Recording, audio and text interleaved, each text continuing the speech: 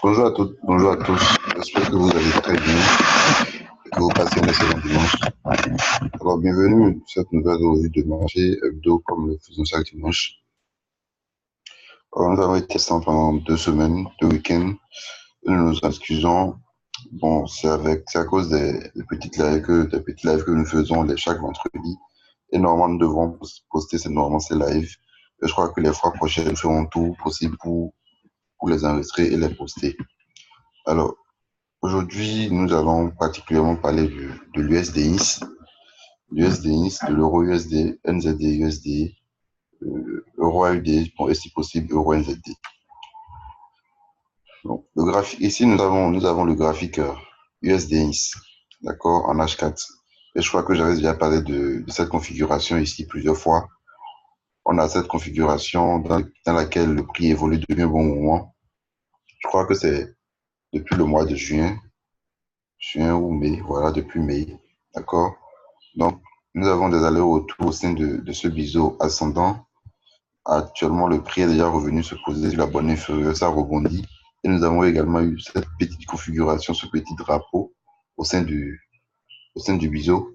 Ça a cassé, c'est en train de rebondir pour repartir parce que le vendredi passé, nous avons eu les chiffres de l'emploi qui étaient décevants.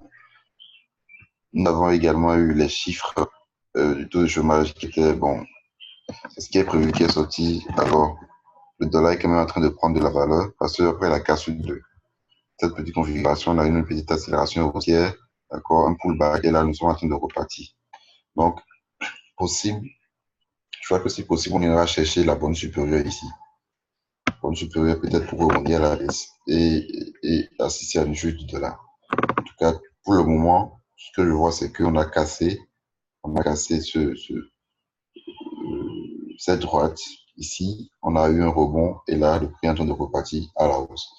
Alors, si on doit venir sur euro USD, les deux font souvent la même chose. Euro USD, je crois qu'on avait parlé plusieurs fois de ce triangle symétrique. D'accord? Ce triangle symétrique a été cassé le vendredi, le jeudi, bon, la nuit du jeudi au vendredi, je crois. Et là, nous sommes en train d'assister à l'accélération baissière. Bon, après, le 9P, on a eu un pullback. Là, nous sommes en train de partir. Alors, notre scénario est baissier pour le moment, tant qu'on est en dessous des 1,1610. D'accord?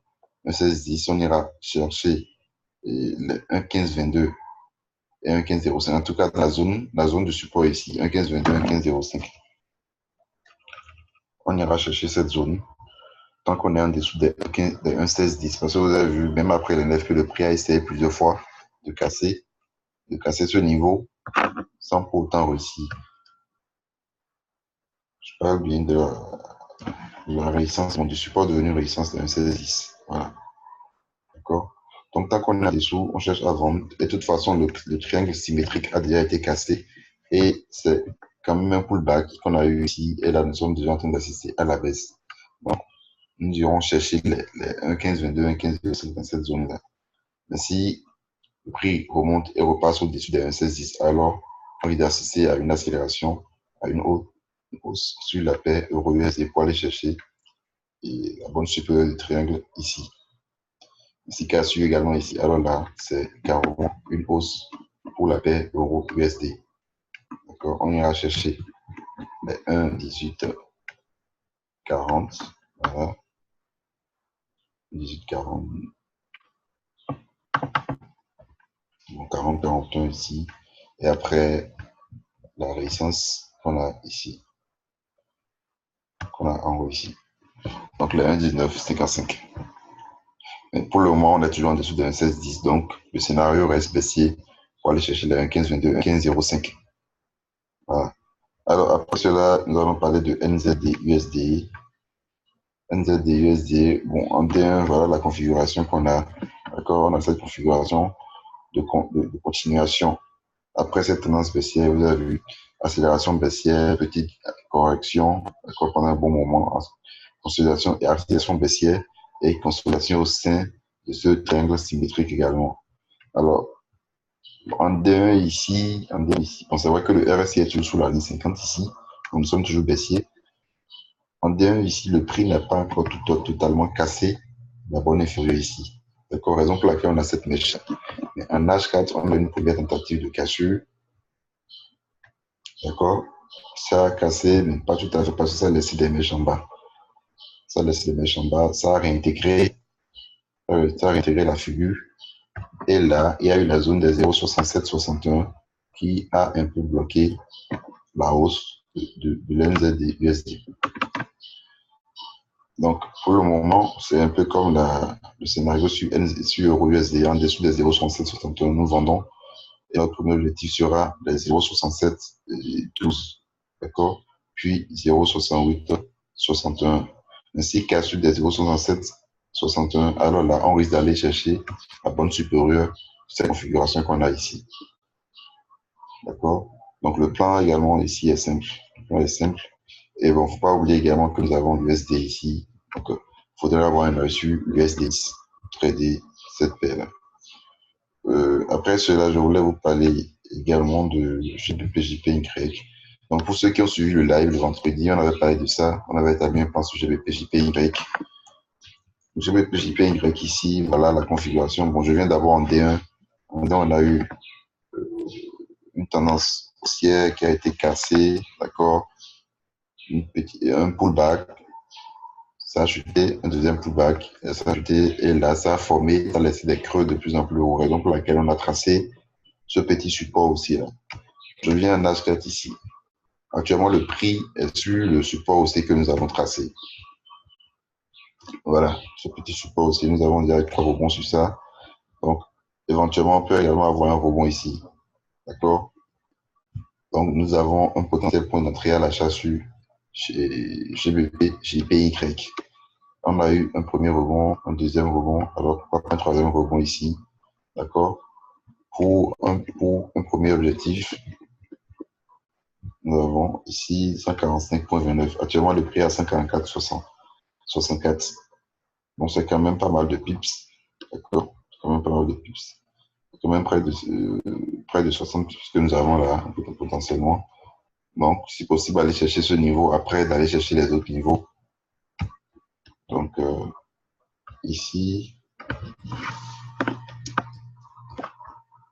et cette résistance-là. Donc, voilà. Maintenant, on peut jouer sur le rebond et ne pas mettre de stop. D'accord? Parce que n'oubliez pas, le prix peut aller chercher votre stop. Le stop devrait normalement se mettre sous ce dernier creux-là. Sous ce creux. Donc, on est un peu large. Parce qu'il faut également se rappeler de la gestion du risque. Parce qu'on peut risquer 94 pips pour gagner 60 pips. C'est pas logique. On peut ne pas mettre de stop et surveiller la position. Si clôture en dessous, on a H4, là, on peut fermer avec la pète. Au lieu d'attendre que ça ait touché le stop complètement en bas. Si clôture en dessous, on peut fermer. D'accord? Après, si ça rebondit vraiment, alors là, on peut laisser ici, à la moitié de l'objectif, on peut mettre le stop au point d'entrée et sécuriser la position. Mais si clôture en dessous, alors là, c'est une vente pour aller chercher les 147,17. 143,17 du moins. D'accord? Mais d'abord, on aura d'abord ce support-là, 143,73 plus 143,17. Donc, c'est un plan que nous allons également surveiller au cours de la semaine. Donc, après ça, je parle de l'euro AUD.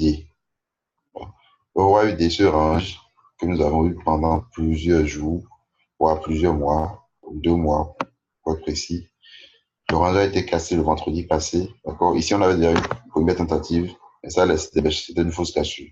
Donc, le range a cassé le vendredi, on a le premier objectif ici, donc les 141,5654. Ça a cassé actuellement, et nous sommes en route pour les 1,5603, sinon 1,5600. Donc, actuellement, mon scénario est baissé sur Euro 4. D'accord? Il ne faut pas oublier, c'est la tendance que nous avons eu ça. On a eu cassure, le prix est venu sur ce support. On a eu un pullback, d'accord? Une accélération ici. Et là, ça a fait une grille latérale. Et là, nous sommes en train de se retourner, bon, dans le sens de la nouvelle tendance qui s'est formée. Donc ici, en D1, voilà ce que nous avons. D'accord, nous avons une clôture en dessous, les 1,5654. Donc, on ira probablement chercher les 1,5603, qui est également un support, vous voyez. Un support un peu majeur ici. Donc, ce n'est qu'à la cassure des 1,5603 que là, on peut vraiment espérer une baisse. Et aller chercher les 1,5501, 54, 30, 33, etc. Donc, le plan sur euro AUD, c'est ça. D'accord? Nous sommes en H4 ici. On ira probablement chercher ce niveau. Assister tout si possible à une petite correction. D'accord? Parce que le prix ne peut pas chuter en flèche. D'accord? Le prix n'évolue pas de façon linéaire. Donc, il y aura probablement une correction pour ceux qui n'étaient pas, ceux qui ne sont pas rentrés ici, ceux qui ne sont pas rentrés sur la cassure ici, ceux qui ne sont pas rentrés sur la cassure ici. Donc, on cherchera un point d'entrée à la vente sur euro AUD. D'accord? Euro AUD. Alors, un dernier pour finir, nous allons faire euro NZD. Euro NZD, nous avons juste une configuration que nous allons simplement surveiller. Comme nous avons cette configuration, un triangle descendant. Voilà. Donc, nous avons ce triangle descendant ici. Nous allons juste surveiller la cassure du triangle pour pouvoir entrer en position. Si cassure de la borne inférieure, donc de ce support-là, des 1 soit 11,09, nous allons vendre. Si cassure de la borne supérieure, donc de cette résistance baissière ici, nous allons acheter. Alors, c'est tout ce que j'ai préparé pour vous ce matin. N'oubliez pas de liker la vidéo, de partager, et de vous abonner à la chaîne. Et je vous rappelle que nous avons notre groupe de signaux qui est désormais actif, CVT VIP Signal, d'accord, avec potentiellement entre 1000 et 1500, voire 2000 pips par mois. Et comme nous avons les coûts de ce que nous avançons, vous pouvez vous abonner ou bien me contacter le CBT à travers le numéro en dessous de la vidéo. Passez un excellent dimanche et bonne semaine de trading à vous.